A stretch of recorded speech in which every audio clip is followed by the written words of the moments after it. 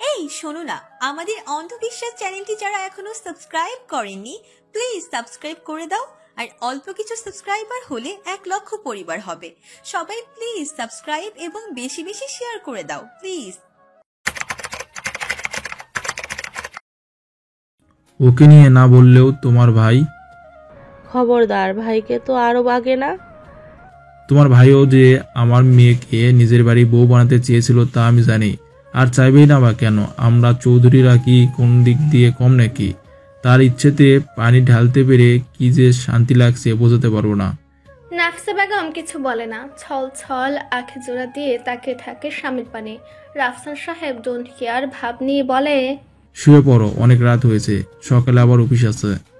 ভোর সকাল হয়েছে বেশ কিছুক্ষণ আগেই। এখন ধীরে ধীরে মানুষজনের আনাগোনা শোনা যাচ্ছে। ধরনীর বুকে মানুষের ব্যস্ততা আবারও শুরু হচ্ছে। সকাল থেকেই দিনটা আজ মেঘলা, অনেক বাতাসও বইছে। হুটহাট ঝিরে ঝিরে বৃষ্টিও দেখা যাচ্ছে। ভোরবেলা ঝিরে ঝিরে বৃষ্টি হলেও এখন হচ্ছে না, তবে আকাশ দেখে মনে হচ্ছে আজ মুষলধারে বৃষ্টি হওয়ার সম্ভাবনা আছে। ঘুম থেকে উঠে বারান্দায় গিয়ে দাঁড়ায় আস্থা। ঠান্ডা পরিবেশটা মনে এমনিতেই প্রশান্তি দিচ্ছে তার। চোখ বন্ধ করে কিছুক্ষণ মুহূর্তটাকে উপভোগ করলো। একটু সময় পর চোখ খুলে তাকায়। পাশের বারান্দাটায় ঘাড় ঘুরে তাকায়। চোখ যেন সেখানে স্থির হয়ে যায়। হৃদ কখন এসে দাঁড়িয়েছে আস্থা জানে না। ফিসফিস করে বলে, আপনি এখানে কখন এলেন? যখন তুই চোখ বন্ধ করেছিলি তখনই। আজ অফিস যাবেন না? না। কেন? কাল রাইকার বাড়িতে আমরা যাব, তাই তোকে নিয়ে বিকেলে বের হব। আজ তৈরি থাকিস। কথাটা বলে হৃদ যেতে নিলে আস্থা বলে, এখন কোথায় যাচ্ছেন? না মানে রেডি হয়ে আছেন, বের হবেন কোথাও? নিহানের সাথে একটু বের হব, চলে আসবো, চিন্তা করিস না। হৃদ চলে যায়। তবে আজ আস্থা মন খারাপ না ভালো, এই যে বিকেলে সে তার প্রিয়তমের সাথে বের হবে এটাই তো ভালো লাগার কারণ। আজ পড়তে একটু ইচ্ছে করছে না, তাই আস্থার সিদ্ধান্ত নিয়ে নিয়েছে আজ সে পড়তে বসবে না। সারাদিন টই টই করে ঘুরে বেড়াবে আর গল্প করবে। ম্যাক রান্নাঘরে ছিল, উপর থেকে রিজবান ম্যাককে অনবরত ডেকে যাচ্ছে। মেয়েটার রাগ হচ্ছে, এভাবে যে ডাকছে সবাই কি ভাববে এটা নিয়ে কি সে একটু ভাবতে পারে না? আশ্চর্য। ম্যাক দ্রুত পায়ে নিজের রুমে গিয়ে দেখে রিজবান শুয়ে থেকে অযথায় ম্যাককে ডেকে যাচ্ছে।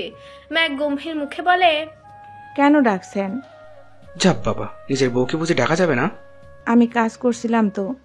রিজবান উঠে বসে, হাঁচকা টানে ম্যাককে নিজের কাছে নিয়ে আসে, তার কুলে বসায়। অতঃপর ম্যাকের কানের লতিতে আলতো করে কামড় দিয়ে বলে, আমার কাছে থাকাই তোমার কাজ, আমার কাছে একটু থাকো না, খুব মিস করছি তোমাকে। জি না মশাই, দ্রুত ফ্রেশ হয়ে নিচে আসুন। ম্যাক রিজবানকে আলতো ধাক্কা দিয়ে তার থেকে সরে নিচে চলে আসে। দুজনের মধ্যে এখন অনেক ভালোবাসা পরিলক্ষিত হয়। মাঝে তাদের মধ্যেও কিছু সমস্যা হলেও তা ঠিক হয়ে গেছে। এই তো কিছুদিন আগে যে ঝগড়াটা হয়েছিল তার জন্য অনেকবার রিজবান ম্যাঘের কাছে ক্ষমা চেয়েছে। স্বামীর এভাবে ক্ষমা চাওয়াটা বেশ মন্দ দেখাচ্ছিল ম্যাঘের চোখে। আর রিজবানের চোখে অনুতপ্ততা দেখে ম্যাঘও তাকে ক্ষমা করে দেয়। ড্রয়িং রুমে আফরা টিভি দেখছে। আস্থা উচ্ছ্বসিত হয়ে এসে তার পাশে বসলো, বলল, কিরে, সকালে উঠে পড়িসনি? আফরা চোখ শুরু করে আস্থার দিকে তাকালো। কিছু না বলে আবার টিভির দিকে তাকালো। আস্থা তখনও আফরার দিকে তাকিয়ে। তাই আফরা টিভিতে চোখ রেখে বলল, পড়া ছাড়া দুনিয়ার সব ভালো লাগে, আর ভাত ছাড়া সব খেতে ভালো লাগে। প্রথমটুকু বুঝলাম, কিন্তু ভাত? আজ সকালে মেঘামা ভাত রান্না করেছে। ইস, বাদ দে, কষ্ট করে আজকে একটু খেয়ে নেই চল। আমার বললাম না বাদ দে, নয়তো দেখবি একটু পর বড় মা দুজনেই বকা দেবে। অনেকক্ষণ যাবৎ হৃদ ও নিহান জ্যামের মধ্যেও আটকে আছে। নিহান তার বাইকটা অনেকদিন পর বের করেছে। নিহান বাইকের সামনে আর পেছনে হৃদ বসে আছে। এই জ্যামটা অসহ্য লাগে হৃদের কাছে। মাত্র 15 মিনিটের রাস্তা অনেক সময় এই জ্যামের জন্য 1 ঘন্টা পেরিয়ে যায়, তবু পৌঁছানো হয় না। বসে বসে দুজনে এই কথা সে কথা বলছে। একটা সময় নিহান বলে, আজ আফরাকে নিয়ে আসিস প্লিজ। সরি। কেন? আমি আজ আমার বউকে নিয়ে রিক্সা করে ঘুরবো, তাই ওকে আনা যাবে না। ভাই প্লিজ। আরে এক রিক্সায় 3 জন বসা যায় না। তুই তাহলে অন্য হৃদে তাকানোর সামনের গ্লাসে দেখে নিহান চুপ হয়ে যায়, বড় নিঃশ্বাস ফেলে বলে, তোর আনতে হবে না, আমি ব্যবস্থা করে নিব। নিহানের কথা শেষ হতে হৃদ বাইক থেকে নেমে দাঁড়ায়। নিহান কিছুটা ভরকে যায়, কি হলো হঠাৎ? ওর বোনকে নিয়ে বের হবো তাই কি একটু খেপে গেল নাকি? নিহান তবু স্বাভাবিকভাবে বলে, কি হয়েছে? আরে বিশেষ জায়গায় ব্যথা হয়ে গেছে, তাই একটু নড়ে চড়ে পরে বসি। আকাশ মেঘলা হলেও কেমন যেন একটা ভ্যাপসা গরম লাগছে। মনের ভেতর বিষণ্ণতা কাজ করছে দেখে হয়তো এটা আরো বেশি অনুভব হচ্ছে। নিজের রুমের খাটের পাশে যে জানালাটা আছে তা খুলে আকাশের দিকে তাকিয়ে আছে নুহা। তার মনে নেমে এসেছে কালো মেঘ। বেশ কিছুদিন ধরে এই কালো মেঘ তার মনটাকে ঘিরে ধরে রেখেছে। আজ অনেকদিন যাবতীয় শুভ নুহাকে একটু ইগনোর করছে। মেয়েটার মনের সদ্য ফোটা প্রেমের ফুলটা হুট করেই নেতিয়ে গেল। না চাইতেও চোখ দিয়ে পানি পড়ে। কিছু করতে ভালো লাগে না, জীবনের জন্য সব আনন্দগুলো কেমন ফ্যাকাশে হয়ে গেছে। অথচ এই শুভ কতটা পাগল ছিল তার জন্য। কলেজে চলে আসতো দেখা করতে, নিজের বাড়িতেও নিয়ে গেছিল, কিন্তু কেন এত কাজের বাহানা করে সে? চাইলে তো একটু সময় বের করে ফোন করা যায় বা মেসেজ করা যায়, কিন্তু সে তো তা করে না। নুহার মনে অভিমানেরা ভিড় করেছে। সে সিদ্ধান্ত নিয়েছে আর মন খারাপ করে থাকবে না। সে মন খারাপ করে আছে এটা তো আর শুভ জানে না। সে তো তার দিন দিব্যি মজাতেই পার করছে। তাহলে তার জন্য নুহা কেন এত বিরহ মাখা দিন পার করবে? এটা ভাবার পরও কেন যেন তার মনটা চিন্তাধারাকে সায় দিচ্ছে না। তাই বুঝতে পারছে না মেয়েটা। ভালোবাসায় হয়তো এমনই হয়, মন বলে একটা আর মস্তিষ্ক বলে আরেকটা। নুহা দীর্ঘশ্বাস ফেলল, অভিমানী কণ্ঠে নিজেকে বলে উঠল, তার জন্য এত মন খারাপ, অথচ তার একটি কল বা মেসেজে আমার মন খারাপ দূর হয়ে যেত। একটু থেমে চোখের পানি মুছে আবারও বলল, কিচ্ছু তো চাইনি, আমি তো শুধু ভালোবাসা চেয়েছিলাম আপনার কাছে। মন খারাপ নিয়ে বসেছিল, ঠিক তখনই পরপর 3-4টা টুং করে শব্দ আসে মোবাইলে। ফোনের স্ক্রিনে ভেসে আসে শুভর নাম। হুট করে মনটা ভালো হয়ে গেল নুহা। কিন্তু তখনই তার মনে পড়ে গেল শুভ যে তাকে কতটা অবহেলা করেছে এই কয়েকটা দিন। কোনো ফোন না, মেসেজ না, উল্টো সে ফোন করলে ধরতো না, মেসেজের কোনো রিপ্লাই দিত না। এতটা অবহেলা না করলেও তো পারতো। সে যদি কথা বলতে নাই চায় তবে তাকে ডিরেক্ট বলে দিলেই তো পারতো। সে তা করেনি। নুহা মেসেজ সিনই করেনি। ঠিক 2 মিনিট পর আবার ফোন এলো নুহার ফোনে। পরপর কয়েকবার ফোন বেজে কেটে গেল, কিন্তু অভিমানী মনটা সায় দিল না অপরপক্ষের মানুষটার সাথে কথা বলতে। যখন দেখলো যে 20টা কল তার ফোনে চলে এসেছে, তখন নুহা ফোনটা রিসিভ করলো। এইভাবে যে এত ফোন কেন দিচ্ছে, তার কি কিছু হয়েছে নাকি সেটা জানার জন্য রিসিভ করে মোবাইলটা কানে নিয়ে চুপ করে রইল মেয়েটা। অপর পাশ থেকে কেউ যে স্বস্তির নিঃশ্বাস নিচ্ছে তা কিছুটা আন্দাজ করা গেল। কিছুটা সময় পর শুভ বলে উঠল, তুমি কি অভিমান করে আসো আমার উপর? বোকা মেয়ে, অভিমান করে থেকো না প্লিজ। আরে বাদ দাও তো। আপনার কি অভিমান শব্দটাকে তুচ্ছ মনে হয়? এটা তো একটা অর্থ বহন করে, সেটা কি জানেন? আচ্ছা সরি, অভিমান করো না, আবার করতেও পারো। শুনেছি অভিমান নাকি ভালোবাসা বাড়ায়। অভিমান যেমন ভালোবাসার বাড়ানোর ক্ষমতা রাখে, তেমনি অভিমান অনেক সম্পর্কের ইতি টানার ক্ষমতাও রাখে। কথাটা যেন শুভর অন্তরে গিয়ে লাগলো। হুট করে তার হৃদয়টাকে যেন কেউ খামছে ধরলো এমন অনুভব হলো। সে যে ভুল করেছে তা বুঝতে পারছে, কিন্তু তারও তো কিছু করার ছিল না। শুভ তার বোকা ফুলটাকে কিছু বলতে যাবে, তখনই ফোনটা কেটে দেয় নুহা। দুপুর পেরিয়ে বাড়ি ফেরে হৃদ। যদিও এখনো পুরোপুরি বিকেল হয়নি। হৃদকে বাড়ি ফিরতে দেখে সুমি বেগম বলেন, দ্রুত গিয়ে ফ্রেশ হয়ে আয় বাবা, খেতে দেই। সেই সকালে বের হয়েছিস, খাওয়া দাওয়া প্রতি কোনো যে তোরা এত অবহেলা করিস জানি না। হৃদ মায়ের কথায় যেতে নেয়, কিন্তু পর মুহূর্তে কিছু মনে করে দাঁড়ায়। মাকে বলে, তোরা মানে আর কে আজ দুপুরে খাইনি? তোর বউ। কেন? কি জানি কি হয়েছে, বলেছি খেতে, কিন্তু ও বলে ও নাকি ইচ্ছে করছে না। তুমি খাবার বারো, আমি ওকে নিয়েই আসছি। হৃদ চলে যেতে সুমি বেগম রান্নাঘরে ছুটে খাবার গরম করতে। হৃদ ফ্রেশ হয়ে আস্থার রুমে যায়। বারান্দায় হাতে বই নিয়ে বসেছিল মেয়েটা। হৃদকে দেখেই দাঁড়িয়ে গেল। হৃদ তখন আস্থার কাছে এগিয়ে দাঁড়ায়। আস্থা কিছুটা হাঁক চুকিয়ে যায়। তুতলি বলে, কি হয়েছে? হৃদ আস্থার আরো কাছে যায়। তার ঘাড়ের কাছে গিয়ে বড় করে শ্বাস নিয়ে হাসকি টনে বলে, তোর শরীরের ঘ্রাণ নিচ্ছি, কি আছে এতে যে এত টানে? কি যা তা বলছেন, সরুন। আস্থা হৃদকে আলতো ধাক্কা দিয়ে সরিয়ে দেয়, তার পাশ কেটে যেতে নেয়। হৃদ আস্থার হাত ধরে তাকে হ্যাচকা টান দিয়ে নিজের বুকে নিয়ে নেয়। স্বাভাবিকভাবেই বলে, খাসনি কেন? এমনি। চল খাবি। আমার চুপ, আমার অনেক ক্ষুধা লেগেছে, তাই কোনো কথা না। আস্থা আর কিছু বলে না, চুপচাপ হৃদের সাথে চলে যায় খাবার খেতে। দুজনে বসে একসাথে খাবার খায়। আস্থা খাবার খেতে খেতে মিটমিটি করে হাসছে। তার ইদানিং হৃদের এই বিষয়গুলো খুব ভালো লাগে। এই যে নিজেও খাবার নিচ্ছে, আবার আস্থার প্লেটেও এটা সেটা দিচ্ছে। আস্থা না খেতে চাইলে হৃদ তাকে চোখ রাঙাচ্ছে। খাবার শেষ হতে আস্থাকে হৃদ বলে সে যেন 1 ঘন্টার মতো তৈরি থাকে, তারা বেরোবে। লেট হলে তার খবর আছে। আস্থাও ভদ্র মেয়ের মতো রুমে গিয়ে 10 মিনিটের মতো রেস্ট নিয়ে রেডি হতে শুরু করে। হৃদের সাথে বের হওয়ার জন্য শেষে সকাল থেকে ঠিক করে রেখেছে যে কি পরে যাবে, কিভাবে একটু নিজেকে তৈরি করবে। সবকিছু যেন আগে থেকে গোছানো ছিল, কিন্তু তখন এই জামাটা ঠিক লাগলেও এখন মনে হচ্ছে এটা পরা যাবে না। কি এক অসহ্যকর জ্বালা! প্রতিটা মেয়ের জীবনে এই একটা সমস্যা, তার হাজার জামা থাকলেও পরার সময় কোনো জামাই পাওয়া যায় না। কিছুক্ষণ মন খারাপ করে বসে থেকে কাভার থেকে একটা কালো 3 পিস পরে নেয় আস্থা। বের হতে যাবে তখনই আফরা রেডি হয়ে তার রুমে আসে। আফরাকে দেখে আস্থা বলে, তুই কোথাও যাবি? ও ভাইয়া বললো রেডি হতে, কোথায় নাকি নিয়ে যাবে। ও ভালোই হয়েছে, চল। তুই রাগ করিসনি? রাগ কেন করব? আরে তোর আর ভাইয়ার কথা ছিল বের হওয়ার, এখন আমিও সাথে যাচ্ছি। তুই কি পাগল? আমি রাগ কেন হব? আমি রাগ কেন হব? বরং ভালোই লাগছে। দুজনে মিলে ফুচকা খাবো, ঠিক আছে? ঠিক আছে, চল। হৃদও রেডি হয়ে নিচে এসে বসে আছে আস্থা ও আফরার জন্য। দুজনকে নামতে দেখে সে দাঁড়িয়ে বের হতে লাগলো। ওরা দুজনও হৃদকে অনুসরণ করে তার পেছু পেছু চলে গেল। হৃদ বাইরে আসতেই তার ফোনে তার বাবার কল আসলো। হৃদ পাকা হাসি দিয়ে ফোন কানে ধরে বলল, কি সালাম দিতে হয় আগে, জানো না? আসসালামু আলাইকুম। ওয়ালাইকুম আসসালাম।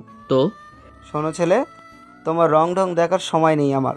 শুনলাম বের হয়েছো, তা কেন ওদের নিয়ে বের হলে? এমনিতে একটু ঘুরতে বের হলাম। আস্থাকে নিয়ে দ্রুত বাসায় ফিরবে? না, একেবারে আপনাকে দাদা বানিয়ে তবেই ফিরব। অসভ্য। আহ বাবা, আপনি কি দাদা হতে চান না? নিজের নাতি নাতনির মুখ দেখতে চান না? অভদ্র। সাবধানে যাবে এবং দ্রুত বাসায় আসবে। আমার অনেক কাজ আছে, তোমার আজাইরা কথা শোনার ইচ্ছে আমার নেই। হৃদ মৃদু হেসে ফোন রেখে দেয়। এতক্ষণে আস্থা ও আফরা তার কাছে চলে আসে। তিনজনই দাঁড়ায়। কিছু মুহূর্ত অতিক্রম হতেই সেখানে নিহান আসে। নিহানকে দেখে তো আফরা খুশি হয়ে যায়। সে তো জানতোই না যে নিহানও আসবে। সারপ্রাইজটা অনেক জোশ লেগেছে আফরার কাছে। হৃদ আর কোনো কথা না বলে আস্থার হাত ধরে হাঁটা দেয়। আস্থা অনিশ্চুপ থাকে, হৃদের সাথে হাঁটতে থাকে। হাঁটতে হাঁটতে হৃদের দিকেও তাকায়। কি অপূর্ব দেখতে লোকটা। মনে মনে বলে, কি আছে এই মানুষটার মধ্যে যে আশাকে এত মায়ায় জড়িয়ে রাখে। শপিং মল থেকে বের হতেই সন্ধ্যা হয়ে গেছে। হৃদ অনেকক্ষণ আস্থাকে নিয়ে রিকশায় করে ঘুরেছে। ঘুরতে ঘুরতে দেরি হয়ে গেছে। আস্থারও আজকের দিনটা ভালো কেটেছে। হৃদ তাকে পছন্দ করে, জামা জুতা কিনে দিয়েছে। বাড়ির সবার জন্য নিয়েছে এটা সেটা। আফরা কিছুক্ষণ আগেই ফোন করে জানিয়েছে যে নিহান তাকে বাড়ি পৌঁছে দিয়েছে। সন্ধ্যাবেলা অন্যান্য সময় থেকে ভিড় কম। এটার যদিও আরেকটা কারণ আছে, তা হলো বৃষ্টি। বিভিন্ন গলির রাস্তাগুলো ফাঁকা। সে গলি ধরে দুজন হাঁটছে। একটা রিক্সাও দেখা মিলছে না। ঢাকা শহরে রিক্সার অভাব না থাকলেও প্রয়োজনের সময় খুঁজে পাওয়া যায় না। আবার পাওয়া গেলেও তারা আমাদের গন্তব্যে যেতে ইচ্ছুক নয়। হাওয়া বইছে। সকালের মতো ঝিরি ঝিরি বৃষ্টিরও দেখা মিলেছে। হৃদ আস্থাকে বারবার বলছে, চলো একটা দোকানের সামনে দাঁড়াই। অনেক বলে কয়ে হৃদ আস্থাকে নিয়ে একটি বন্ধ দোকানের সামনে দাঁড়ায়। এরই মধ্যে ঝুম বৃষ্টি শুরু হয়ে যায়। আস্থাকে আর আটকায় কে? সে তার সাইড ব্যাগটা হৃদকে দিয়ে চলে যায় বৃষ্টিতে ভিজতে। একটু পর এসে আবার তার জুতা জোড়া হৃদের হাতে দিয়ে এসে বৃষ্টি বিলাস করতে চলে যায়। হৃদও তার প্রিয়তমাকে বাধা দেয় না। তারও আস্থাকে দেখতে বেশ ভালোই লাগছে। চোখে মুখে কত আনন্দ মেয়েটার। এমন আনন্দ মাখা মুখ দেখে কি তাকে আর বাধা দিতে পারে নাকি হৃদ? তাই তো আস্থার জুতা জোড়া হাতে এবং ব্যাগটা কাঁধে নিয়ে অপর হাতে শপিং ব্যাগগুলো নিয়ে দাঁড়িয়ে থাকে। একটু সময় পর আস্থা আবার আসে, ভেজে একাকার মেয়েটা এসে হৃদকে বলে তার সাথে যেতে। হৃদকেও আজ ভেজাবে সে। আস্থার দিকে তাকে হৃদের মনের কোথাও একটা উচ্ছ্বাস জাগলো, তারও ভিজতে ইচ্ছে করছে। পাশে রাখা বেঞ্চে ব্যাগগুলো রেখে সেও তার প্রেয়সীর হাত ধরে বেরিয়ে গেল। চারিপাশ থেকে বৃষ্টির পানি এসে একাকার করে দিল দুজনকে। হৃদ ভেজা পানিতে মিশ্রিত প্রেয়সীর মুখের দিকে অপলক চেয়ে থাকলো। হৃদের হুট করে একটা ইচ্ছে হলো, যেহেতু তার ইচ্ছেটা বৈধ তাই আর নিজেকে না আটকে আরো কাছে গেল আস্থার। ভেজা চুলগুলো এক হাত দিয়ে মুখের ও ঘাড়ের কাছ থেকে সরিয়ে দিল হৃদ। আস্থার কোমরে এক হাত রাখলো। আস্থা এবার হৃদের দিকে তাকালো। হৃদ ঘাড়ের পেছনে তার অপর হাত দিল, একটু কাছে টেনে আনলো। হৃদ আস্থাকে হাসকে টোনে বলে, মেয়ে আই। আস্থা হৃদের কথার অর্থ বুঝে, সে ঠিক কি করতে চাচ্ছে তা আস্থার জানা। তাই আস্থা হৃদের সুরে বলে, অনুমতি নেই সব সময়, কিন্তু আমার উত্তরের আগেই। আস্থা মাঝ পথে থেমে যায়। হৃদ মুচকি হাসে। আস্থার কানের কাছে মুখ নিয়ে ফিসফিস করে বলে, আমি জানি তোর নাতেও লুকানো হ্যাঁ থাকে। আস্থা হৃদের কথায় তার দিকে তাকায়। হৃদ আস্থার গালে না ঘষে বলে, তোর এই লুকায়িত হ্যাঁটাকে আমি বুঝতে পারি। লজ্জায় মুখ ফুটে কিছু বলিস না, তা আমি জানি। তাই একটু থেমে হৃদ আবার বলে, আমি শুধু তোর ঠোঁট না, তোর আত্মাকেও স্পর্শ করি জান। আর হৃদের কথা আস্থা পূর্ণ করতে দেয় না। আজ নিজ থেকে আস্থায় হৃদের কাছে যায়। হৃদের ঠোঁটে নিজের ঠোঁট মিলিয়ে দেয়। হৃদ এক প্রাপ্তির হাসি হাসি অতঃপর আস্থাকে আঁকড়ে ধরে তার মধ্যে মিশে যায়। আস্থা ঠোঁটকে নিজের আয়ত্তে নিয়ে আসে, নিজের মতো করে প্রেয়সীর ঠোঁটের স্বাদ নিতে থাকে। ঝুম বৃষ্টি মাথায় নিয়ে বাড়ি ফিরেছে হৃদ ও আস্থা। দুজনে ভিজে একাকার। বাড়িতে ঢুকতে যেন সবার চোখ তাদের দুজনের দিকে আবদ্ধ হলো। দুজন এখন চুপচাপ দাঁড়িয়ে আছে। তাদের দেখে সবাই এমন করে তাকিয়ে আছে যেন দুজন কোথাও চুরি করে এসেছে। এভাবে দেখার কি আছে? দুজন তো একটু ভিজেছে, এখানে এমন করার কি দরকার?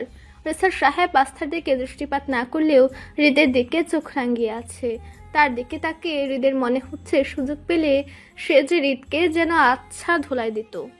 হৃদ বাবার দিকে তাকিয়ে দ্রুত চোখ সরিয়ে নেয়।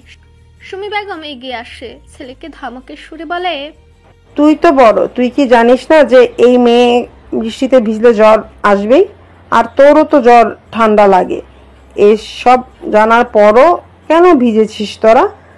পাশ থেকে নাফিসা বেগম বলে, আর তুইও তো বাচ্চা নাস্তা, তোর ভিজতে হবে কেন? আমি শিওর তুই হৃদকে জোর করে ভিজিয়েছিস। আম্মু, আমরা গাড়ি পাইনি, কতক্ষণ দাঁড়িয়ে থাকবো বলো? চাচি ওকে কিছু বলবেন না, ওর দোষ নেই। ও তো দাঁড়িয়েই ছিল, কিন্তু বৃষ্টি থামার নাম নেই, তাই আমি ওকে নিয়ে বের হলাম। ছেলের কথা শুনে যেন নিজে কথা বলার মুখ্য সুযোগ পেয়ে গেল রিসান সাহেব। এবার সেও কিছু বলবে কিন্তু পারছে না। তার ভাই দুটো আছে, সব সময় সবার মাঝে ছেলেকেই বকতে ইচ্ছে করে না তার। তবু কিছু না বললে যেন চলেই না, তাই তিনিও রাগে ভাব করে গম্ভীর মুখে বলেন, মেয়েটাকে কেন বকছো এত? বড় ছেলের মাথায় বুদ্ধি শুদ্ধি নাই? কেন গাড়ি ছাড়া বের হতে হবে? বাড়িতে গাড়ি ছিল, তাছাড়া সকাল থেকেই বোঝা যাচ্ছিল যে বৃষ্টি হবে, তারপরও যে গাড়ি নিয়ে বের হয়নি, দোষটা তাহলে কার? তা বুঝেই তো যাচ্ছে। হৃদ কিছু বলছে না, দোষটা তারই। সে জানে আস্থা বৃষ্টিতে ভিজলেই মেয়ে জ্বর আসবেই, কিন্তু তখন এমন একটা মুহূর্ত ছিল যে ছেলেটা না করতে পারেনি। উল্টো সে নিজেও ভিজেছে। রিসান সাহেব বকতে চেয়েও বকতে পারছেন না। ছেলেটার মুখের দিকে তাকিয়ে বারবার কথা ভুলে যাচ্ছে। হৃদকে পুরো বাচ্চা বাচ্চা লাগছে। ভেজা চুলগুলো লেপ্টে আছে। নিজের ভুলের জন্য সবাই বকছে, তাই মাথা নিচু করে আছে। এমনটা হৃদ ছোট থাকতেই করতো, কোনো কিছু ভুল করলেই হতো।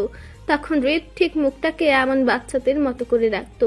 রিসান সাহেব কিছু বলবে তার আগে নাফিসা বেগম বলে, হয়েছে হয়েছে, এবার তোরা গিয়ে ফ্রেশ হ, ভেজা জামা কাপড় চেঞ্জ করে নে যা। রিসান সাহেব গম্ভীর মুখে বলেন, রিত, তুই তো গিয়ে জামা কাপড় পাল্টাও, হয়তো তোমারও জ্বর আসবে। রাত প্রায় 12টার কাছাকাছি। আস্থার সবসময় বৃষ্টিতে ভিজলে জ্বর আসে, কিন্তু অদ্ভুতভাবে আজ আস্থার জ্বর আসেনি, তবে হৃদের জ্বর চলে এসেছে। প্রচন্ড জ্বর আলিঙ্গন করে আছে হৃদকে। আস্থার জ্বর না হলেও ঠান্ডা লেগে গেছে মেয়েটার, বারবার হাঁচি দিচ্ছে। হৃদয় জ্বর নিয়ে নিচে আসে। আজ 12টা বাজলেও চৌধুরী বাড়ির কেউ ঘুমায়নি। সবাই তাদের দুজনকে নিয়ে বেশ টেনশনে আছে। নিচে মা চাচিদের শব্দ পেয়ে ছেলেটা নামে। নিচে এসে দেখে আস্থাকে রং চা জোর করে খাওয়াচ্ছে সুমি বেগম, আর আস্থা বাহানা করছে না খাওয়ার। মেয়েটা রং চা একদমই পছন্দ করে না। হৃদ মৃদু হাসলো। মা ও নিজের বউকে এভাবে দেখে তার ভালো লাগছে। দুজনের মধ্যে কত ভাব।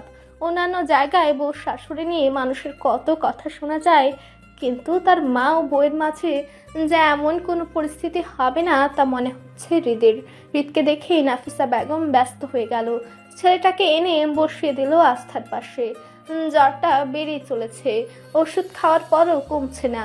মনে হচ্ছে রাতে আরো বাড়তে পারে। হৃদের মাথা ব্যথা করছে। এটা শোনার পর নাফিসা বেগম দ্রুত হৃদের জন্য কফি নিয়ে আসে। কফিটা খেয়ে হৃদ রুমে ঘুমাতে চলে যায়। তার কিছুই ভালো লাগছে না। রাতের 1টা পেরিয়ে গেছে অনেকক্ষণ আগে। চৌধুরী বাড়ি পুরো নিস্তব্ধ, সবাই ঘুমে বিভোর। আস্থা চুপি চুপি হেঁটে হৃদের রুমে যায়। ছেলেটা একটা কমফোর্টার গায়ে জড়িয়ে শুয়ে আছে। আস্থা এসে হৃদের কপালে হাত দিতে দেখে ছেলেটার জ্বর আগের মতোই আছে। আস্থা নিজের প্রতি রাগ হলো। মনে একরাশ কষ্টরা একে অন্যের সাথে লড়াই করছে। সে জোর না করলে তো হৃদ ভিজত না, আর জ্বরও হতো না। তার জন্য ছেলেটা কত কষ্ট পাচ্ছে। আস্থা হৃদের কপালে আলতো এক উষ্ণ স্পর্শ রেখে দেয়। দাঁড়িয়ে হৃদের দিকে কিছুক্ষণ তাকিয়ে থেকে নিজের রুমে যেতে নেয়। তখনই হৃদ হুট করে আস্থার হাত ধরে ফেলে। আস্থা হক চুকে ওঠে। কিছু বুঝে ওঠার আগে হৃদ আস্থাকে হাঁচকা টান দিয়ে খাটে নিয়ে আসে। হুট করে আস্থা উপলব্ধি করে সে হৃদের বাহুবন্ধনে আবদ্ধ হয়ে গেছে। হৃদ আস্থাকে জড়িয়ে ধরে শুয়ে আছে। আস্থা নিজেকে ছাড়ানোর জন্য ছটফট করছে। হৃদ একটু বিরক্ত হয়ে বলল, সমস্যা কি তোর? এত ছটফট করছিস কেন? আপনি ঘুমাননি কেন? ঘুম আসছিল না। আমি যাই, ছাড়ুন। থাক না বউ, প্লিজ। আস্থা আর কিছু বলে না। হৃদের দিকে ঘুরে শুয়ে পড়ে। হৃদকে জড়িয়ে ধরে। আস্থা বুকের মধ্যেখানে মাথা রেখে মিনমিন করে বলে, সরি। কেন? আমার জন্যই তো আপনার জ্বর আসলো। আমি যদি জোর না করতাম। হুশ, তুই কিছু করিসনি। তুই না বললেও হয়তো কিছুক্ষণ পর ঠিকই ভিজতাম। তবুও সরি। সরি কেন বলছিস? যদি বৃষ্টিতে না ভিজতাম তাহলে কি তোর দেওয়া প্রথম স্পর্শ পেতাম নাকি? হৃদের কথায় আস্থা লজ্জা পায়। হৃদকে আরো শক্ত করে জড়িয়ে ধরে। হৃদেরও বাঁধন আরো দৃঢ় হয়। আস্থাকে বুকের মধ্যেখানে চেপে ধরে। ফিসফিস করে বলে, লজ্জা পাওয়ার কি আছে? তুই তো কিছুই পারিস না, সব তো আমিই করলাম। কি যা তা বলছেন? সাধারণ রেসপন্সটুকু তোর দ্বারা হয় না। এখনো যদি প্রপার চুমু খাওয়া না শিখিস তাহলে কি হবে আমার? আপনি কি একটু চুপ থাকবেন নাকি আমি চলে যাব? আমার বাঁধন থেকে মুক্তি পেল তবে তো যাবি। আস্থা মনে মনে বলল, আমি সারা জীবন আপনার বাঁধনে বেঁধে থাকতে চাই। কথাটা মনে মনে বললেও মুখ দিয়ে বলতে পারে না। হৃদয় কিছু বলে না। তার এখন ঘুম পাচ্ছে। মনে হচ্ছে মেয়েটাকে এভাবে জড়িয়ে রাখলে সে একটু শান্তির ঘুম ঘুমাতে পারবে। তাই আস্থাকে জড়িয়ে ধরে ঘুমিয়ে পড়ল হৃদ। হৃদ ঘুম থেকে উঠতে দেখে 8টা বেজে গেছে। পাশে তাকিয়ে দেখে আস্থা নেই। মেয়েটা হয়তো সকালে নিজের রুমে চলে গেছে। হৃদের মনে একটু কষ্টরা ভিড় জমালো। আজ বাবাটা যদি রাজি থাকতো তবে এত লুকোচুরি কোনো মানে হতো না। আর কতদিন এভাবে থাকা যায়? হৃদ ভাবছে তার বাবাকে রাজি করাবে। সে তো আস্থার কোনো ক্ষতি করবে না। মেয়েটা যতটুকু পড়তে চায় পড়বে। তার তো আস্থার কোনো কিছুতে আপত্তি নেই। কিন্তু সে বললে এতগুলো কথা শুনিয়ে দিবে তাকে। তাই কিভাবে তার বাবাকে মানানো যায় সেটাই ভাবছে। কিছুক্ষণ ভাবার পর একটা উপায়ও খুঁজে পেল। এখন এই পরিকল্পনা বাস্তবায়নে তার লেগে পড়তে হবে। ফ্রেশ হয়ে নিচে এসে দেখে আস্থা রান্না ঘরে। তার পাশে তার বাবা দাঁড়িয়ে দুজন মিলে কিসব করছে। কিছুক্ষণ পর দুজনকে কিসব বলছে আর হাসাহাসি করছে। আস্থাকে দেখে পুরো সুস্থ মনে হচ্ছে। যদিও হৃদের জ্বরটাও কমে গেছে। আজ ঠিক মতো ওষুধ খেলে সে পুরোপুরি সুস্থ হওয়ার সম্ভাবনা আছে। হৃদ তাদের রান্নাঘরের সামনে এসে দাঁড়ায়। তাকে দেখে আস্থা মৃদু হাসি দেয়। চোখ সরিয়ে বাবার দিকে তাকায়। রিসার সাহেব এমন একটা ভাব করলেন যেন এখানে কেউ আছে কিনা তা সে জানে না। ছেলের সাথে সবসময় এসব খুনসুটি করতে তার কেন এত ভালো লাগে রিত জানে না। তবে খুনসুটি সারাক্ষণ করলেও বাবা ছেলের মধ্যে এক অদ্ভুত ভালোবাসা লুকিয়ে আছে। রিসার সাহেবও আস্থা মিলে আর সকলের জন্য রুটি ও ডিম ভাজি করছে। হুট করে দুজনে রান্না করতে ইচ্ছে করছে। রিত বোঝে না মাঝে মাঝে তার বাবা এমন উদ্ভট কাজ কেন করে। যাক, করেছে যেহেতু তাই আর কি করার, খাওয়া যাক। নাস্তা করতে বসে রিত তার প্লেটের দিকে তাকিয়ে আছে। এক একটা রুটি এক এক আকারের হলেও এর মধ্যে একটা রুটিও গোল না। বাকি যে আকারের রুটিগুলো আছে সেগুলো ঠিক কোন আকারের তার নাম জানা মনে হয় না কারোর আছে। রিত বসে আছে দেখে রিসার সাহেব ভ্রু কুঁচকাল, গম্ভীর মুখে বলে, কি সমস্যা, খাচ্ছ না কেন? এগুলো কি? রিসার সাহেব স্বাভাবিক ভাবে বলে, তুমি কি চোখে এমন দেখো রিত? না তো, কেন? একটু ঝাড়ে মেরে রিসার সাহেব বললেন, তাহলে দেখো না এগুলো যে রুটি। একটু থেমে তিনি আবার বলেন, আশ্চর্য, এখনকার ছেলেমেয়েরা রুটি পর্যন্ত চেনে না। আব্বু, আমি ঠিকই চিনি, তুমি বানাতে পারো না, সেটা বলো। তুমি মনে হয় খুবই পারো, কই কখনো তো দেখিনি। রিত কিছু বলতে যাবে তখনই আস্থা বলে ওঠে, আপনি বেশি কথা বলেন রিত ভাই। বড় আব্বু আর আমি কত কষ্ট করে বানালাম। তুই বল, এগুলো রুটি এক একটা দেশের মানচিত্র। তাহলে তো আরো বেশি অ্যাপ্রিসিয়েট করা উচিত। আপনাকে বিভিন্ন দেশের মানচিত্র খাওয়াচ্ছি, তাও বিনা খরচে। কিছু বলার নেই, থাকলেও বলবেন না। এই ডিমগুলো এমন কেন? একটা ডিমও কি ঠিক মতো ভাজা যেত না? সব এমন ভাঙা কেন? আরে উল্টোতে গিয়ে হাফ ফুরচুনে ছিল আর বাকি হাফ কড়াইতে পড়ে গেছে, আমি কি করব? না। রিত হাফ ছাড়লো। মাঝে মাঝে সে বুঝে পায় না এই বাড়িতে কি চলে। মাঝে মাঝে এই বাড়ির মানুষগুলোকে চেনাই যায় না। এই যে রিসার সাহেব কাজের জন্য কতটা গম্ভীর থাকেন, অথচ মাঝে মাঝে দেখে বোঝাই যায় না এই গম্ভীর মানুষটা এতটা হাস্যরসের মানুষ। নুহা বেশ হাসি মুখ নিয়ে শুভকে বলছে, তুমি কি আমাকে ভালোবাসো? হ্যাঁ, আমি তোমাকে অনেক ভালোবাসি জান। আমাকে না পেলে কি করবে? কি করব? তুমি আমার জন্য পুরো দুনিয়া জ্বালিয়ে দেবে জান। কেন, পুরো দুনিয়া কি তোমার বাপের নাকি? এমন কথা শুনে নুহা হাঁক চুকিয়ে যায়। হাপিতে শুয়ে শোয়া থেকে উঠে বসে, নিজেকে বলে, যাক বাবা, একটা স্বপ্ন ছিল। পাশে রাখা ছোট টি টেবিলে রাখা পানি খেয়ে নেয়। মন খারাপ নিয়ে নিজেকে বলতে থাকে, আপনি স্বপ্নে আমার সাথে এমন করলেন, আপনাকে এখন আর ক্ষমা করব না। এমন কেন করলেন? সকালবেলা একটু অসুস্থ অনুভব হলেও দুপুরের পর থেকে হৃদের শরীরটা ভালো। আস্থা ঠান্ডাও কমেছে। কমবে নাই বা কেন? হৃদ ঠান্ডার ওষুধ খাইয়ে মেয়েটাকে শুধু ঘুম পাড়িয়ে রেখেছে। দুজনে নিজেদের ওষুধ খেয়েছে। তারা সকালে নাস্তা করার পর ঘুমিয়েছে। দুপুরে উঠে দুজনেই গোসল করে নিচে খেতে আসে। বাড়িতে শুধু মহিলাগুলোই আছে। হৃদ চুপচাপ খাবার খেয়ে নিজের রুমে শেষ হয়ে থাকে। আজ তারা রায়কাদের বাড়িতে যাবে, যদিও শুধু বাড়ির ছোট সদস্যরাই যাবে। রায়কা ইতিমধ্যে 6 মাস হয়েছে সে যে অন্তঃসত্ত্বা, সেই জন্য নিজেদের ভাই বোনদের নিয়ে একটা পার্টির মতো আয়োজন করেছে। সবাইকে নিয়ে 7 মাসের সময় অনুষ্ঠান হবে। যদিও এই 6 মাসের অনুষ্ঠানটা ফারহানি করছে। রায়কার কিছুতেই মন ভালো থাকে না। হুটহাট সে রাগ করে বসে, কান্না করে, আবার হুট করে তার মন ভালো হয়ে যায়। যদিও রায়কার মুড এত চেঞ্জ হওয়াটা ফারহান সহ্য করে যাচ্ছে, একটু শব্দও না করে রায়কার সাথে। রায়কা যখন যা বলছে সে বাধ্য ছেলের মতো তাই করছে। হৃদ শুয়ে ভাবছে কিভাবে তার পরিকল্পনাটাকে সে বাস্তবায়ন করবে। তখনই তার রুমে সুমি বেগম আসে। এসে তিনি ছেলের পাশে বসে, মাথায় আলতো করে হাত বুলিয়ে দেয়। হৃদ যেন বিরক্ত ভঙ্গিতে মায়ের দিকে তাকায়। সুমি বেগম মৃদু হেসে হৃদের চুল থেকে নিজের হাতটা সরিয়ে নেয়। হৃদ উঠে বসে মাকে বলে, জানো, আমার চুলে কেউ হাত দিলে আমার ভালো লাগে না, তবুও। সুমি বেগমও একটু অভিমানী ভঙ্গিতে বলেন, আস্থা ধরলে তো মাথা নিচে করে দেশ, আমি ধরলেই যত ভঙ্গিতা করিস। কি সব যে বলো। আমি কিন্তু একবার দেখ বলেছিলে মা, এখন আর ধরে না তো? ধরে নাকি ধরতে দিস না? আমার পছন্দ না। আহারে, মেয়েটার স্বামীর চুল ধরতে পছন্দ করে আর তুই? হয়েছে তোমার? না, হয়নি।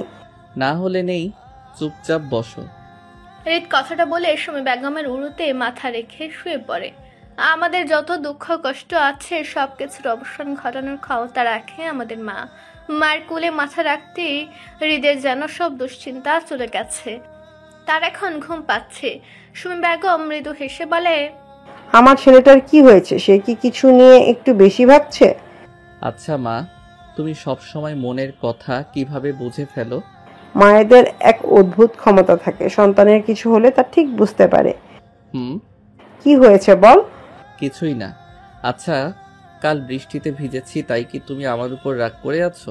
না, রাগ করিনি। মাঝে মাঝে একটু আনন্দ করে বৃষ্টিতে ভেজা ভালো, আর সব সময় তো ভিজিস না, তাই আমি রাগ করিনি। আস্থা রুমে বসে বসে পড়ছে, কিন্তু বই হাতে নিয়ে থাকলেই কি আর পড়া হয়?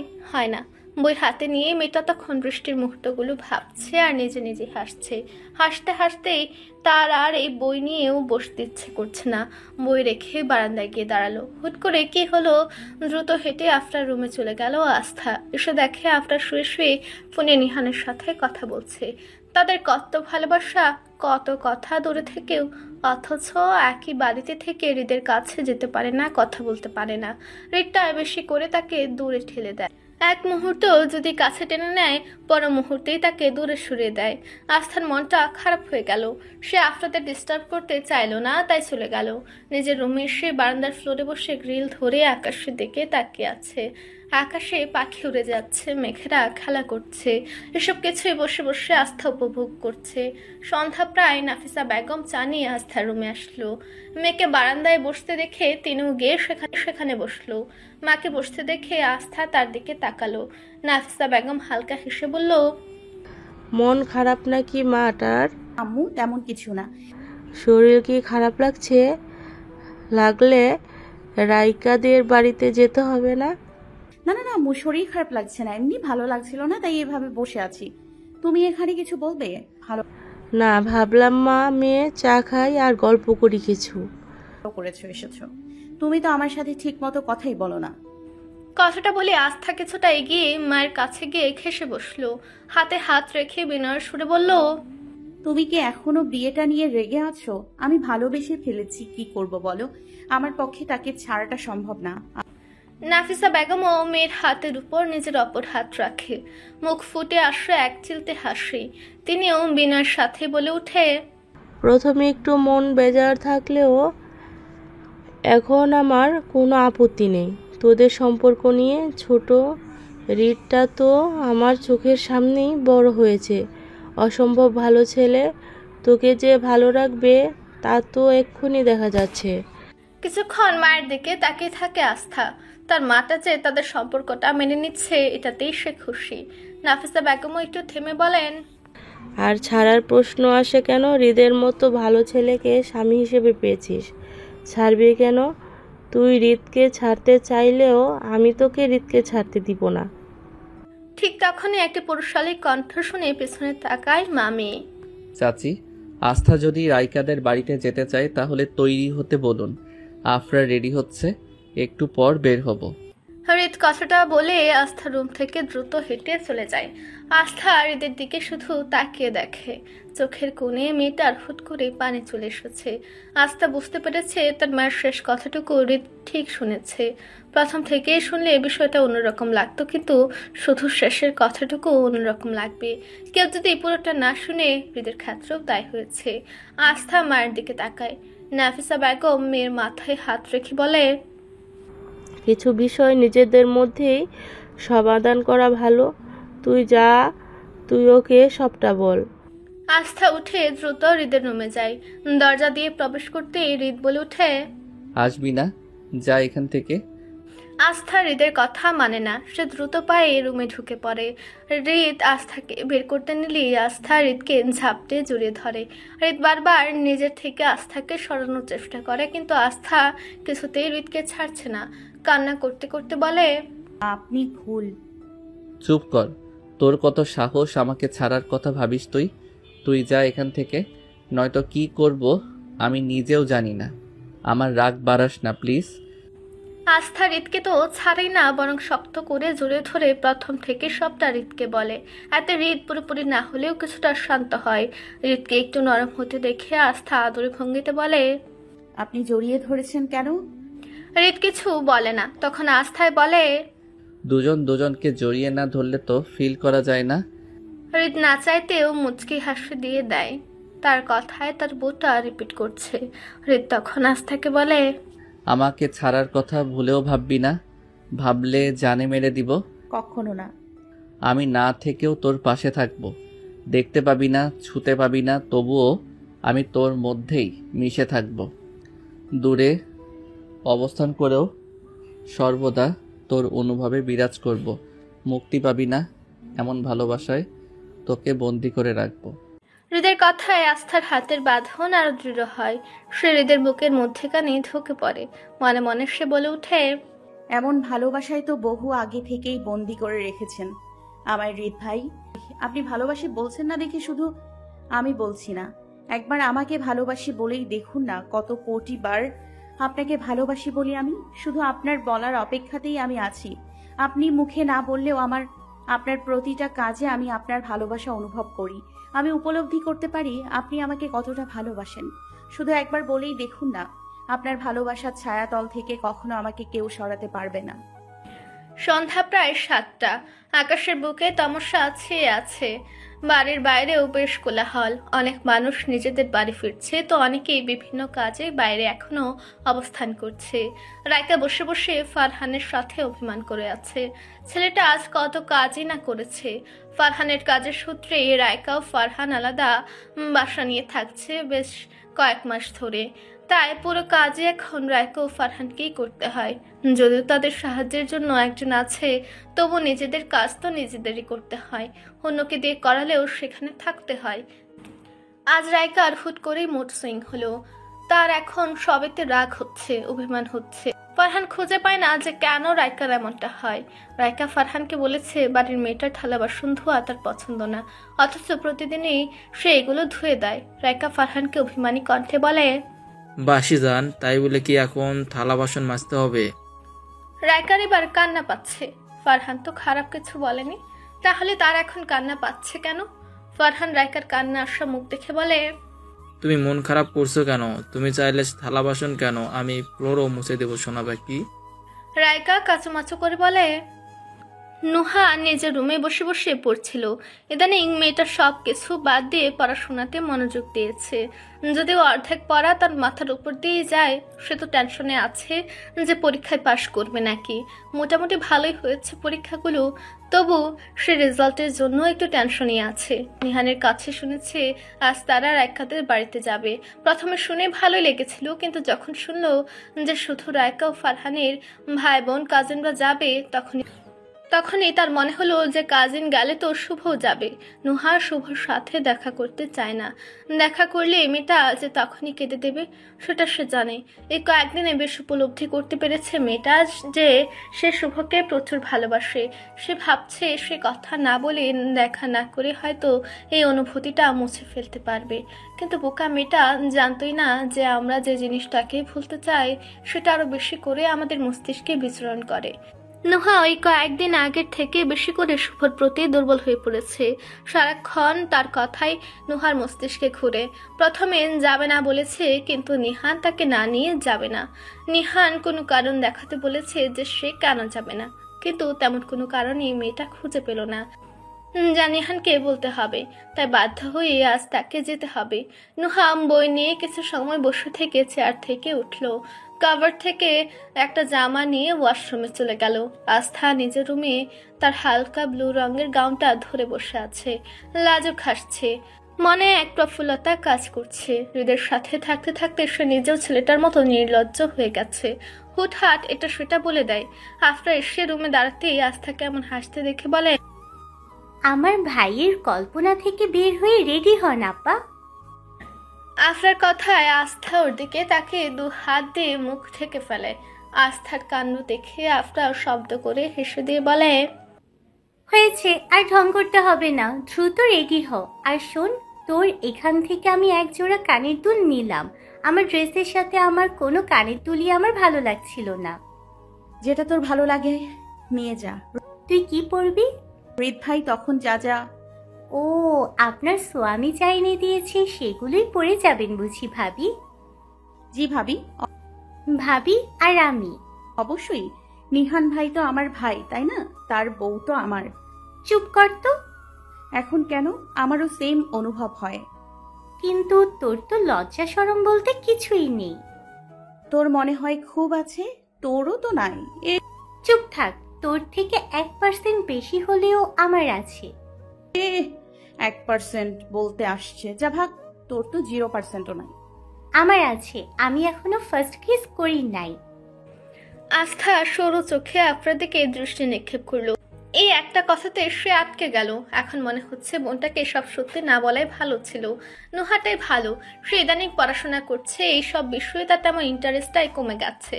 আগে খুঁটে খুঁটে সব বের করতো, কিন্তু এখন যেন অন্যরকম হয়ে গেছে মেয়েটা। আফরাকে কানের দুল দিয়ে আস্থা দ্রুত গিয়ে জামা চেঞ্জ করে নিল। সুন্দর করে নিজের রুমে তৈরি হতে লাগলো। আস্থা নিজের সুরাক থেকে জুতো বের করে পড়তে যাবে, তখনই দরজায় দুবার খটখট করে শব্দ হয়। আস্থা তাকে দেখে কালো ব্লেজার, ভেতরে একটা সাদা শার্ট পরা এক সুদর্শন পুরুষ তার দিকে তাকিয়ে আছে। আস্থা মুচকে হেসে হৃদকে আসতে বলে। হৃদ এসে আস্থার সামনে বসে। আস্থার হাত থেকে জুতা জোড়া নিয়ে নিজে পরিয়ে দিতে থাকে।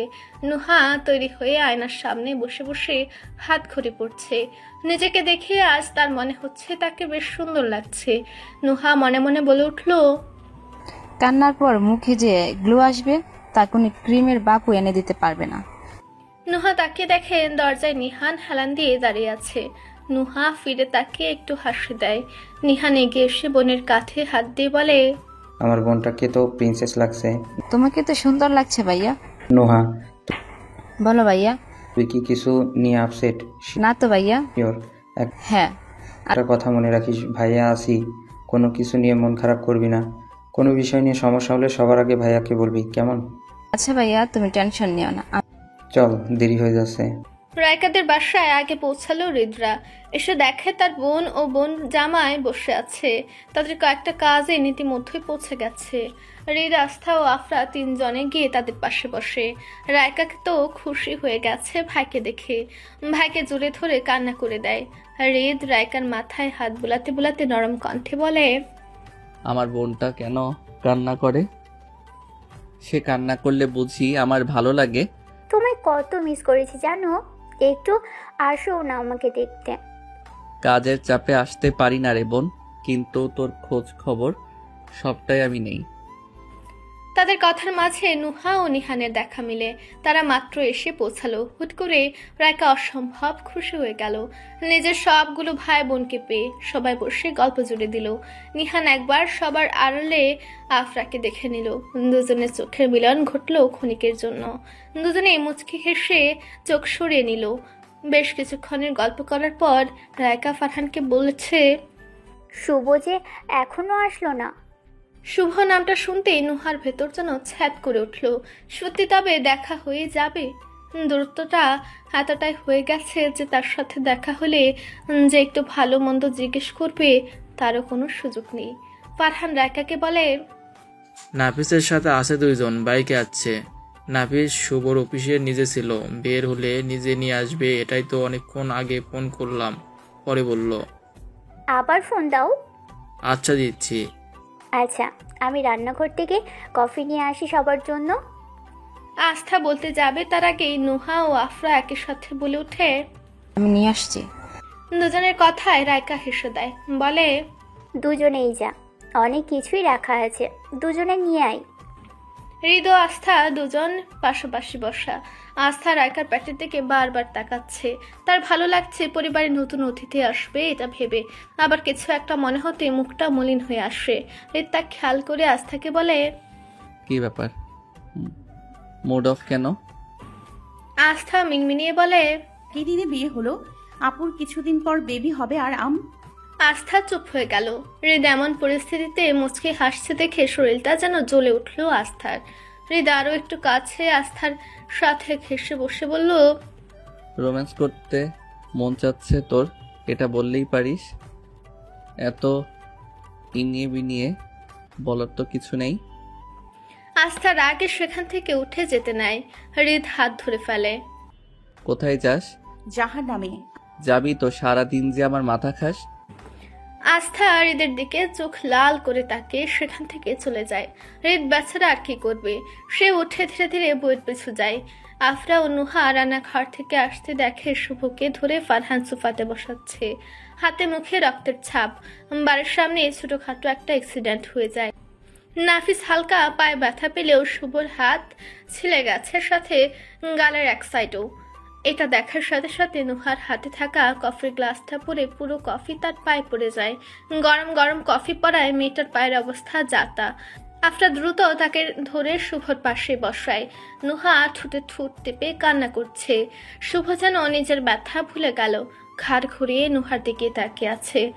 বুকের ভেতরে চিনচিন ব্যথা হচ্ছে। এতদিন পর প্রিয় নারীকে দেখছে, তাও কান্না করা অবস্থায়। নিহান অন্যরকম ছিল। নুহার কথা শুনে দ্রুত এসে বোনের পায়ের কাছে বসে।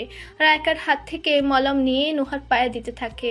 ভাই বোনের ভালোবাসা তো এমনই হওয়া উচিত। নিহান মলম দিচ্ছে আর নুহাকে বকছে, সে কেন কাজ করতে গেল, আর গেল তো গেল, একটু সাবধানে করবে না? নুহা কিচ্ছু বলল না। সে তো নিজের জন্য কান্না করছে না, তার তো শুভর জন্য কান্না আসছে। চারিপাশে ছোট্ট তারাগুলো যেন অম্বরকে সাজিয়ে তুলেছে। আস্থা তাই উপভোগ করছে। রায়কা রুমের বারান্দাটায় দাঁড়িয়ে।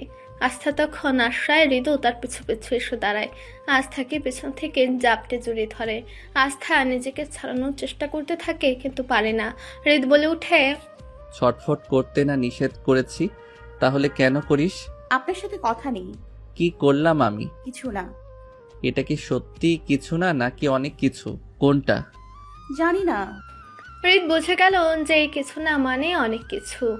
তাই সে নিজে থেকে আস্থাকে বলে, সরি। সরি অ্যাকসেপ্ট কর। পারবো না। না করলে ছাড়বো না। আচ্ছা অ্যাকসেপ্ট। এই তো কিছুদিন পর দেখবি আমরা নর্মাল হাজব্যান্ড ওয়াইফের মতো থাকবো। আমাদেরও কয়েক বছর পর বেবি হবে। স্বপ্ন দেখা বন্ধ করুন। বড় আব্বু শুনলে আপনাকে বাড়িতেই ঢুকতে দেবে না। হৃদের মনটা আজ ভালো। তার আজ গুনগুন করে গান গাইতে ইচ্ছে করছে। নিশি ভোরে জোনাক নাচে মনের গহীন বনে, স্বপ্ন দেখো বন্ধু তুমি নিগুড়ো আলিঙ্গনে। আপনার গানের কথা সুন্দর হৃদ ভাই, তবে দিন দুপুরে স্বপ্ন দেখা ভালো না। জানো কি কেন দিন দুপুরে স্বপ্নে ভিজেছি? মানো কি কেন রাত্রি হয়ে নামতে বসেছি? হৃদের এমন ঘুর লাগানো কণ্ঠে সুর তোলা আস্থার কেমন যেন লাগছে। অনুভূতিগুলো ছটফট করছে নিজেকে প্রকাশ করার জন্য, কিন্তু আস্থা তো চায় না। নিজেকে সামলে বলে, ছাড়ুন হৃদ ভাই। না, ছাড়বো না। প্লিজ। সবাই কি ভাববে? কেউ তো নেই। সেখানে আমরা নেই, তারা বুঝবে যে একসাথে আমরা। বুঝুক। প্লিজ। নুহাকে নিয়ে একটা রুমে বসানো হয়েছে। নুহা খাটের উপর বসা। নিহান বোনের পায়ের অবস্থা দেখে যেন বেশ বিচলিত। নুহাকে বকছে, আদর করছে। সে ঠিক কি করছে নিজেও বুঝতে পারছে না। রাগী কণ্ঠে এবার নুহাকে বলে, আম্মু তোর জন্য আমাকে কত বকবে জানিস? নিহানের কথায় কম বেশি অনেকেই দুই ভাই বোনের দিকে তাকিয়ে। এত বড় ছেলে মেয়ে এখনো মায়ের বকাকে ভয় পায়, কিন্তু তারা হয়তো এখনো বোঝেনি যে মায়ের কাছে তার ছেলেমেয়েরা সবসময় ছোটতেই থাকে। নুহা এতক্ষণ নিহানের বকা শোনার পর বলে, আম্মু কিছু বলবে না, চুপ করো এখন। আফরা তখন সবাইকে বলে ওদের একটু বসে রেস্ট নিতে, তারা না হয় বাইরে গিয়ে বসুক। শুভকে বলে পাশের রুমে গিয়ে শুয়ে থাকতে, কিন্তু সে এখন একটু বসে থাকবে জানায়। কিছুক্ষণের মধ্যেই তাদের সাথে গিয়ে আড্ডা দিবে বলেছে। শুভর কথায় তাকে কিছু ফল এনে খেতে দেয় রাইকা। অতঃপর সবাই চলে যায়। শুভর বেশ কিছু জায়গা ছিলে যায়, তাতে ব্যান্ডেজ করে দেয় ফারহান। সবার সাথে গল্পে মেতে উঠেছে আজ রাইকাদের বাড়ি। হৃদ আর আস্থাকে দেখা যাচ্ছে না, দুজনে একসাথে তখন যে গেছে এখনো আসেনি। সবার এটা খেয়াল হলো, মুখে কেউ কিছু না বললেও মনে মনে অনেকেই হাসছে। নিহান তো আফরাকে ফিসফিস করে বলল, তোমার ভাই কত বউ পাগল দেখেছো? এটা খারাপ নাকি? তাও বলিনি। তাহলে রিতকে দেখে মনে হয় সে কত গম্ভীর, সব কাজ পারফেক্ট করে। কাজের অলসতা তার পছন্দ না, অথচ সব কিছুতে অলসতা আছে। এমন একটা মেয়েকে ভালোবাসে, তার প্রতি পাগল হয়ে গেছে। বিষয়টা অদ্ভুত না? ভালোবাসার এক অদ্ভুত ক্ষমতা থাকে যা মানুষকে কখন পাল্টে ফেলে তা সে নিজেও জানে না। সেটা আমি বেশ উপলব্ধি করতে পেরেছি কিভাবে? তোমায় ভালোবেসে। আপনার মধ্যে কি পরিবর্তন করেছি? তুমি না আমার ভালোবাসা করেছো। সেই পরিবর্তনটা কি মশাই? এই যে আগে কাজ করতাম না, ইচ্ছেও ছিল না তেমন, কিন্তু তোমাকে যেন ভালো রাখতে পারি, তোমার বাবা মা যেন নিশ্চিত হয়ে আমার কাছে তোমায় তুলে দেয়, সবটা চেষ্টা করছি। আফরা মুচকি হাসলো। সে উঠে যেতে নিলেই নিহান আফরার হাত ধরে ফেলল। সবাই যে তাদের দেখছে এদিকে দুজনের মধ্যে একজনেরও খেয়াল নেই। দুজন দুজনকে নিশ্চল দৃষ্টিতে দেখে যাচ্ছে। নিহান আশেপাশে সবার ঠোঁট টিপে হাসার বিষয়টা বুঝতে পারছে, তাই আফরার হাতটা ছেড়ে দেয়। আফরা তখনও নিহানের দিকে হাত বাড়িয়ে দাঁড়িয়ে আছে। নিহান তা দেখে কিছু আর না ভেবে আফরার হাতটা ধরে ফেলল। তার মন তখন হুট করে বলে উঠল, ভালোবাসা হাত বাড়ালো, লাগলো চোখে শুধু তোমার নেশা, এক পলকে কি যে হলো, বদলে গেল আজ প্রাণের ভাষা, মন জানিয়ে দিল তোমায় ভালোবেসেছি। আফরার এখন বেশ লজ্জা লাগছে। সবাই কেমন করে তাকিয়ে আছে। অনেকে জানতো না যে দুজনের বিয়ের কথা ঠিক হয়ে আছে। সবার কেমন কেমন আচরণ করা দেখে রায়কা সবাইকে বলেছে যে তার বোন আর ফুফাতো ভাইয়ের বিয়ে ঠিক করা। এটা শোনার পর সবাই নর্মাল হলেও আফরার লজ্জা লাগছে। আর নিহান নির্লজ্জের মতো বারবার আফরার এই লাজুকলতা মিশ্রিত মুখখানি দেখে যাচ্ছে। আফরার বেশ অস্বস্তি লাগছে। সে তাতে দাঁত চেপে নিহানকে বলে, এভাবে তাকিয়ে আছেন কেন? তো কি করব? অন্যদিকে তাকান, কেমন দেখাচ্ছে বিষয়টা। কি করব? তোমার থেকে যে চোখ সরাতে পারছি না। নুহা খাটে বসে আছে। শুভ অদ্ভুত ভাবে তার দিকে তাকিয়ে আছে। মনে হচ্ছে ছেলেটা তার তৃষ্ণা মিটাচ্ছে। ভালোবাসার মানুষকে দেখার যে আকাঙ্ক্ষা, যে তৃষ্ণা থাকে তা শুভর মধ্যে স্পষ্ট বোঝা যাচ্ছে। নুহা খাট থেকে নেমে বের হতে নিলেই শুভ নুহার হাত ধরে হ্যাচকা টান দিয়ে নুহাকে নিজের কাছে নিয়ে আসে। নুহা বড় বড় চোখ করে তাকিয়ে বলে, কি সমস্যা আপনার? তুমি আমার বড় সমস্যা। আমি কি করেছি? আমি তো আপনাকে এখন ডিস্টার্ব করি না, আপনার সাথে তো যোগাযোগ করার চেষ্টা করি না। আমার ফোন কেন ধরো না? আপনাকে ডিস্টার্ব করতে চাই না তাই। তুমি কি জানো আমি কিছু জানাতে চাই না, আমাকে ছাড়ুন। নুয়া প্লিজ আমার সাথে এমন করো না। তুমি যদি আমাকে এমন করে এড়িয়ে চলো, মৃত্যু ছাড়া কোনো উপায় থাকবে না আমার। নুহা এবার কেঁদে দিল। তার কান্না যেন শুভর সহ্য হলো না। সে হুট করে নুহাকে জড়িয়ে ধরলো, বলতে থাকলো, আমি ভেবেছিলাম তুমিও আমাকে ছেড়ে যাবে। আমি তোমার প্রতি একটু বেশি দুর্বল হয়ে পড়েছিলাম, তাই দূরত্ব তৈরি করতে চাই। আমি তোমাকে হারাতে চাই না, কিন্তু যত দূরত্ব তৈরি হয়েছে আমি তত তোমার জন্য পাগল হয়েছি। তুমি কি জানো, রোজ রাতে আমি তোমার বাড়ির সামনে গিয়ে ঘন্টার পর ঘন্টা দাঁড়িয়ে থাকতাম। আপনি কেন এমন করছেন? আপনি কি জানেন না সবাই এক হয় না? আপনার অতীতে কি হয়েছে তা জানার বিন্দু পরিমাণ ইচ্ছে আমার নেই। তবে আমার সাথে কাটানো সময়টাকে কিভাবে আপনি তুচ্ছ মনে করলেন? কেন এত দূরত্ব সৃষ্টি করলেন? আমি বুঝতে পারিনি। আপনি কি জানেন না ভালোবাসা পারে না এমন কিছুই নেই। আমি যদি ছেড়েও যেতে চাই, আপনি তো আপনার ভালোবাসা দিয়ে আমাকে বেঁধে রাখতে পারতেন, কিন্তু তা না করে আপনি নিজেই দূরত্বের সৃষ্টি কেন করলেন?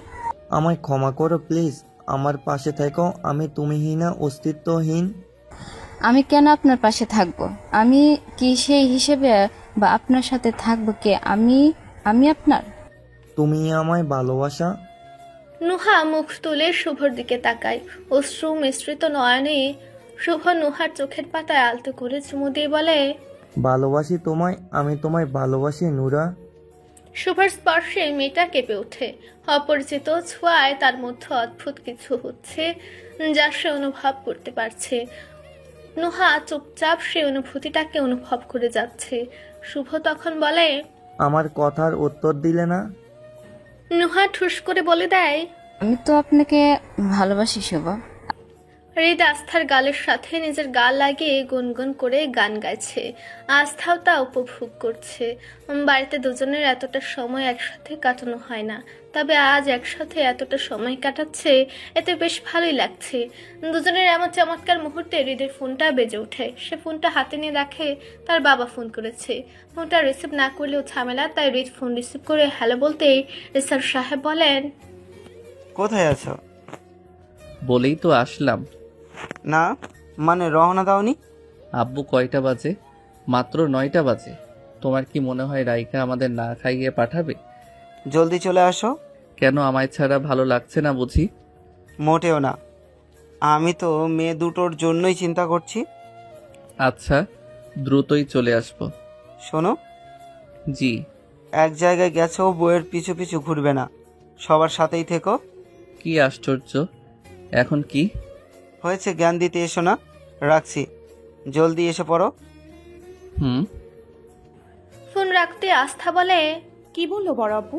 তো শ্বশুরটার একটা ব্যবস্থা করতেই হবে দেখছি। কিছুদিন সময় দে, দেখ তার পরিকল্পনার 12টা কিভাবে বাজায়। কেটে গেল আরো বেশ কিছুদিন।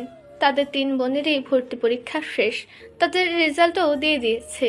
3 জনের কেউ এই দাবিতে চান্স পায়নি। হাতে আফরা ও রুহার মধ্যেও তেমন কোনো কষ্ট দেখা না গেলেও আস্থার মধ্যেও দেখা গেছে। রেজাল্টের দিন রেজাল্ট শোনার পর টানা কয়েকদিন মেয়েটা কিছুক্ষণ পর পর রেখে দিয়েছে। কেউ ভালো কথা বললেও সে কেঁদে দিয়েছে। হরিদ আস্থাকে অনেক বুঝিয়েছে যে এটা না হয়েছে তো কি হয়েছে, বাকিগুলো তো ট্রাই করতে। কিন্তু আস্থা কান্না করতে করতে তাকে বলে, আমি ব্যর্থ। একটু থেমে আবার বলে, ব্যর্থ মানুষেরা কোনো কিছুতেই সফলতা পায় না, তাই তো তারা ব্যর্থ। মানুষ একবার ব্যর্থ হলে বারবার চেষ্টা করে। আমার ইচ্ছেটাই শেষ হয়ে গেছে। আচ্ছা বাদ দে, তোকে আর জোর করব না, তোকে কোনো প্রাইভেট বিশ্ববিদ্যালয়ে ভর্তি করিয়ে দিব। বেশ কিছুদিন ধরে রিসান সাহেব তার বোনের সাথে একটু বেশি কথা বলছেন, কিন্তু তাদের কথা প্রতিবারই শেষের দিকে এসে মনে হয় যে এটা স্বাভাবিক কথা নয়। কথার শেষ পর্যায়ে মনে হয় যে তারা কিছু নিয়ে তর্কাতর্কি করছে। সুমি বেগম আড়ালে তা দেখেন। অনেক সময় রিসান সাহেবের চোখাচোখি হয়ে যান, কিন্তু মুখ ফুটে কিছু বলে না। ভাই বোনের বিষয়ে তারা যদি নিজে থেকে কেউ কিছু না বলে, তবে তো কারো সে বিষয়ে জানার আগ্রহ দেখারও কোনো মানে হয় না। সুমি বেগম একটু অন্যরকম, সে মনে করে তাকে জানানোর প্রয়োজন হলে অবশ্যই রিসান সাহেব তাকে জানাতো। যেহেতু জানাচ্ছে না তিনি, তাহলে হয়তো তাকে বলার মতো এমন কোনো বিষয় না। সুমি বেগম তখন রান্নাঘরের কাজ শেষ করে নিজের রুমে গেল। তখন রিসান সাহেব তাকে ডাকেন। সুমি বেগমও এসে স্বামীর পাশে বসে তার হাতের উপর হাত রেখে শোধায়, আপনি কি কোনো বিষয় নিয়ে চিন্তিত? তেমন কিছু না। বলতে পারেন, কথা বললেও কিন্তু মানুষের মন হালকা হয়। আসলে রাবেয়া যা বলেছে আমি তা মেনে নিতে পারছি না।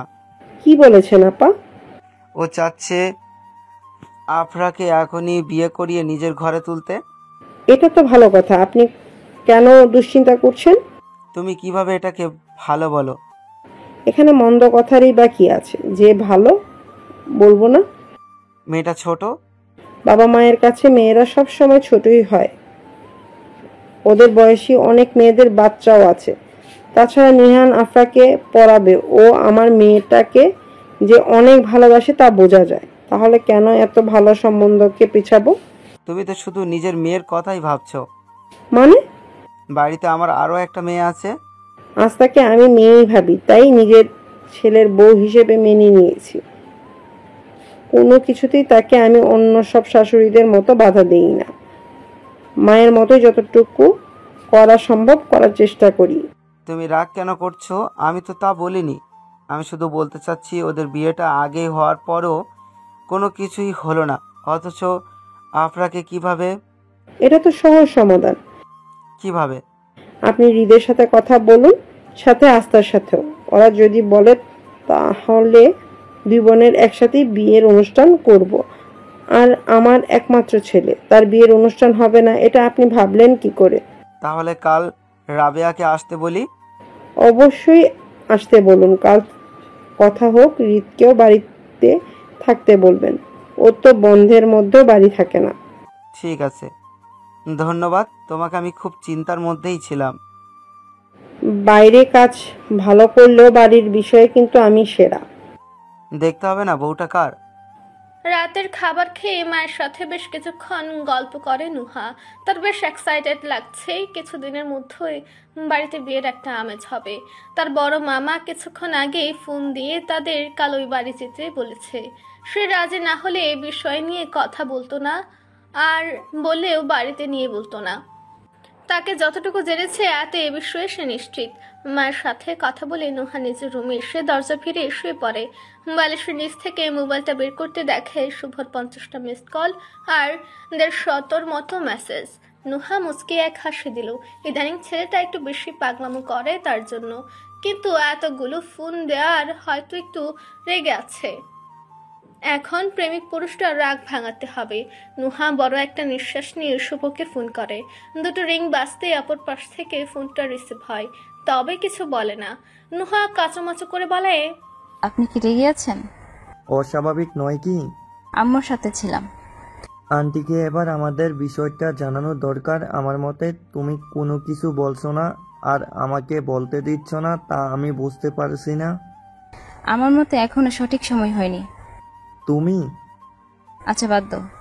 শোনো, মনে হচ্ছে বাড়িতে বিয়ের আমেজ শুরু হয়ে যাবে। কিভাবে? বড় মামার কথাই মনে হলো আপনার সাথে ভাইয়ের বিয়েটা এই মাসের মধ্যেই হবে। সবারই বিয়ে হচ্ছে, শুধু তোমার আর আমারই হচ্ছে না।